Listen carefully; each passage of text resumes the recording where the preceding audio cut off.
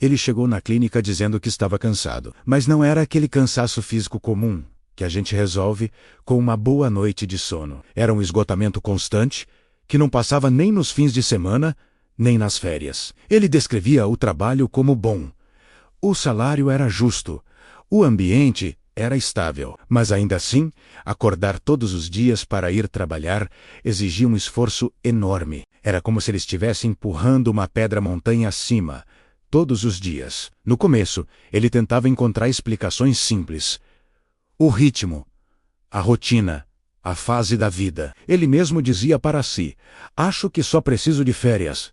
Ou, talvez eu precise ser mais disciplinado. Mas nada disso resolvia. Com o tempo, uma frase começou a se repetir nas nossas conversas, quase como um eco, a sensação de estar sempre se aguentando. Cada dia era uma tarefa a ser suportada, não uma experiência a ser vivida. Num dos nossos encontros, ele soltou, quase sem perceber: eu só faço aquilo que precisa ser feito. Essa frase foi o ponto de virada. Não a pegamos como uma crítica, mas como um convite para escutar mais fundo. Na clínica existencial, o trabalho é muito mais do que uma atividade que você faz para pagar as contas. É uma das principais formas de você existir no mundo. É como você se posiciona diante do tempo, das outras pessoas e, principalmente, de si mesmo. E foi aí que começamos a entender. O esgotamento dele não vinha só do excesso de tarefas. Vinha do jeito como ele se colocava nessas tarefas.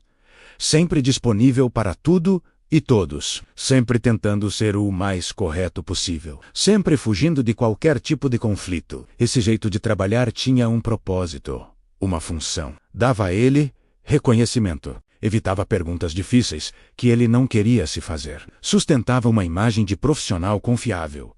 E essa imagem era o que organizava toda a sua vida, dentro e fora do escritório. De repente, o cansaço começou a fazer sentido. Percebemos que aquele trabalho intenso era também uma maneira de fugir, de não precisar encarar escolhas mais arriscadas e mais autênticas na vida. Em um momento muito importante da terapia, ele olhou para mim e disse: se eu parar, se eu deixar esse trabalho, eu não sei quem eu sou.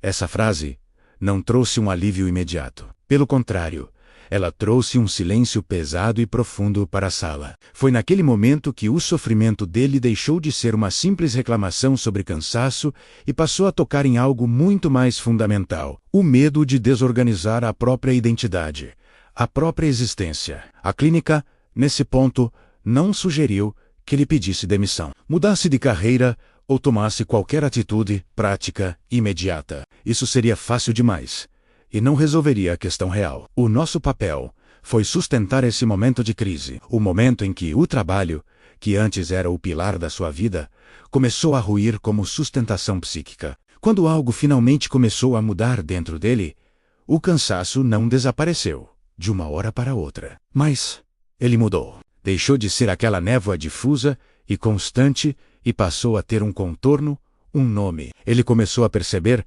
de verdade, o tamanho do esforço que fazia todos os dias para manter uma posição, uma imagem, que já não fazia mais nenhum sentido para ele. É importante entender que este caso não é sobre excesso de trabalho, o famoso burnout. É sobre algo mais sutil e profundo. É sobre quando o trabalho se transforma na única forma possível de existir. Quando a sua identidade de profissional engole todas as suas outras partes. A psicanálise existencial trabalha exatamente nesse ponto. O sintoma, seja ele a ansiedade, o cansaço, a depressão, deixa de ser só algo a ser eliminado e passa a ser visto como um sinal de que a vida está sendo vivida de uma forma muito estreita, muito limitada. A terapia, nesse contexto, existe para sustentar essa mudança de perspectiva, não para oferecer soluções rápidas ou receitas de felicidade, mas para criar um espaço seguro onde outras formas de existir possam, pouco a pouco, nascer e se tornar possíveis. É um processo de redescoberta de si mesmo, para além do crachá e da mesa do escritório. Se você se identificou com essa história, saiba que não está sozinho. Muitas vezes, o que parece ser um problema de produtividade é, na verdade, um chamado da alma por mais espaço para existir. Se você sente que está passando por algo parecido, considere buscar ajuda. Obrigado por assistir. Existência é tudo.